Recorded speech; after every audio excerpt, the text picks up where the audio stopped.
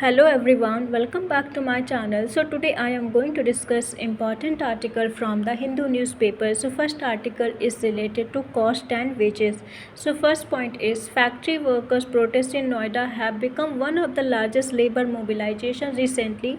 triggered by low wages, long hours and poor working conditions, and in some cases turned violent with clashes between workers and police. जो factory worker का protest है नोएडा में वो एक बन चुका है one of the largest labour mobilisation recently, जो ट्रिगर कर रहा है किस लिए बाय लो वेजेस। जो प्रोटेस्ट हो रहा है उसकी रीज़न क्या है? एक तो लो वेजेस, मतलब जो इनकम है वो बहुत कम दी जा रही है, काम उनसे ज़्यादा कराया जा रहा है, लॉन्ग आवर्स, और पुअर वर्किंग कंडीशन, जो वहाँ की वर्किंग कंडीशन है बहुत पुअर है, ख़राब है, और इन सम केसेस टर्न वायलेंट, मतलब कुछ केसों में क्या जो प्रोटेस्ट है वो वायलेंट में कन्वर्ट हो चुका है between workers and police. Second point, rising cost of living which is inflation, LPG and fuel prices have worsen workers financial stress, making existing wages insufficient for basic need.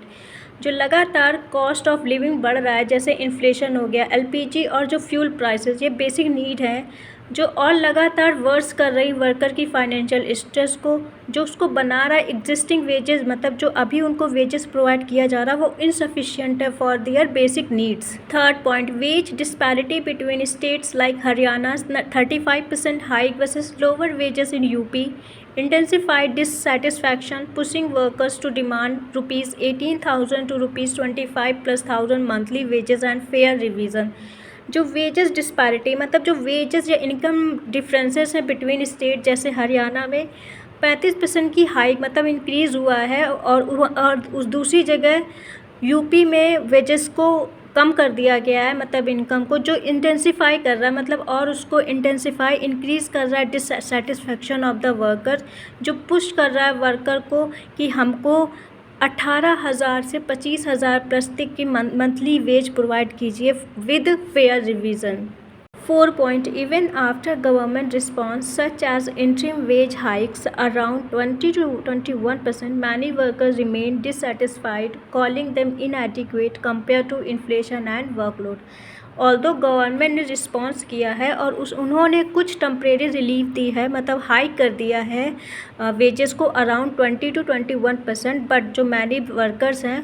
वो भी इससे satisfy नहीं हुए हैं, वो डिससेटिस्फाइड ही हैं, because वो ये बोल रहे हैं कि ये इनएडिक्वेट है कंपेयर टू जो इन्फ्लेशन और वर्कलोड इतना ज़्यादा, उस अकॉर्डिंग जो आपने वेजेस हाइक किया है वो इनसफिशिएंट है। 5 point, the new labor codes which is 2025 implementation are criticized for allow longer working hour up to 12-hour shift and weakening job security by promoting contract labor instead of permanent employment। जो new labour code अभी 2025 में implement हुए हैं वो और ज़्यादा criticise हुए हैं, किस लिए? क्योंकि जो वर्किंग आवर है उसको बढ़ा दिया गया है अप टू 12-hour शिफ्ट, मतलब आप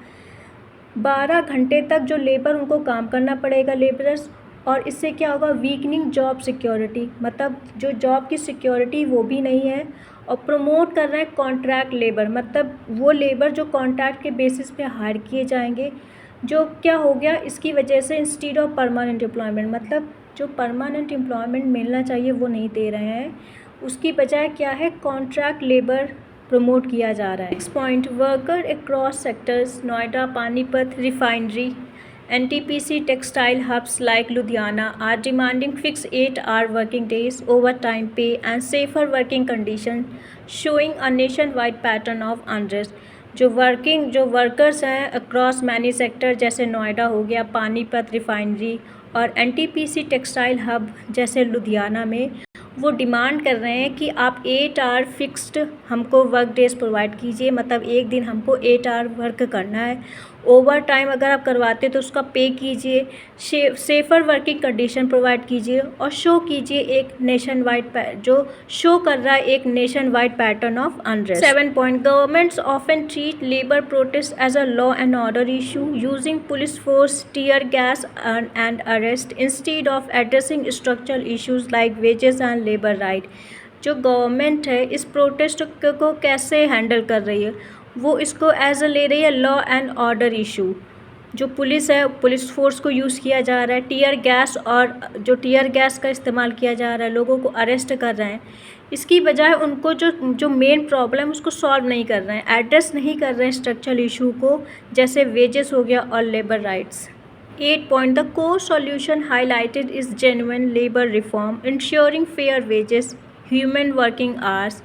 proper enforcement of law, and dialogue with union rather than delaying action or suppressing protest. जो इसका कोर सोल्यूशन ये है कि वो हाईलाइट करता है एक जेन्युइन लेबर रिफॉर्म, मतलब एक जेन्युइन लेबर रिफॉर्म की ज़रूरत है जो इंश्योर करे फेयर वेजेस को और ह्यूमेन वर्किंग आवर्स को, मतलब जो आप वर्किंग आवर्स हैं उनको मतलब ऐसा रखिए कि ना ज़्यादा अफेक्ट करें उन जो लेबरर्स हैं उनको, और एक प्रॉपर इन्फोर्समेंट लॉ की ज़रूरत है, और डायलॉग विद यूनियन मतलब discussion with union rather than आप डिले कीजिए एक्शन को और सप्रेसिंग कीजिए प्रोटेस्ट को। इसकी बजाय आप इन पॉइंट को फोकस कीजिए, genuine labour reform, fair wages पे और ह्यूमन वर्किंग आवर्स को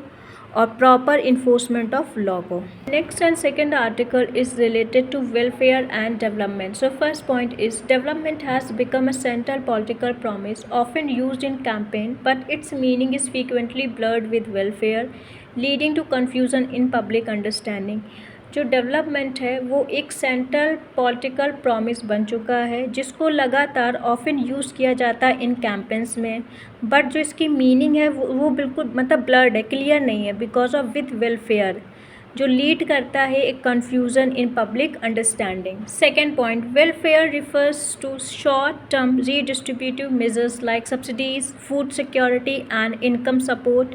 aimed at reducing poverty and vulnerabilities. जो वेलफेयर है उसको क्या रिफर्स करते हैं, उसको रिफ़र करते हैं एज अ शॉर्ट टर्म, मतलब छोटे समय के लिए रीडिस्ट्रीब्यूटिव मेजर जैसे सब्सिडीज़ हो गया, फूड सिक्योरिटी और इनकम सपोर्ट, जिसका एम होता है रिड्यूस करना पॉवर्टी को और वल्नरेबिलिटीज़ को। Third point, development in contrast is a long term structural process involving economic growth, productivity, infrastructure and expansion of human capabilities. But जो डेवलपमेंट है इसके अपोजिट है, वो एक लॉन्ग टर्म स्ट्रक्चरल प्रोसेस है जो इन्वॉल्व करता है इकोनॉमिक ग्रोथ को, प्रोडक्टिविटी को, इंफ्रास्ट्रक्चर को और एक्सपेंशन ऑफ ह्यूमन कैपेबिलिटीज़ की ह्यूमन कितनी अच्छी तरीके से अपनी कैपेबिलिटीज़ को यूज़ कर सकता है। 4 point, the overlap between welfare and development in political discourse create unrealistic expectation where quick results are expected from what are inherently long-term processes. But जो ओवरलैप है बिटवीन वेलफेयर और डेवलपमेंट इन पॉलिटिकल डिस्कोर्स में वो क्या है, वो create करता है एक unrealistic which is not realistic जो एक्सपेक्टेशन होती है,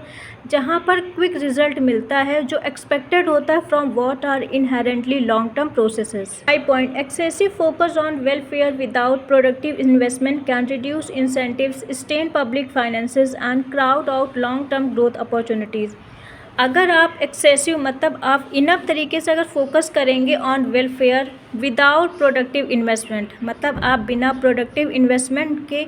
आप एक्सेसिव फोकस करते हैं ऑन वेलफेयर, तो उससे क्या होगा, वो रिड्यूस कर सकते हैं इंसेंटिव्स को, स्टेन कर सकते हैं पब्लिक फाइनेंसेस को और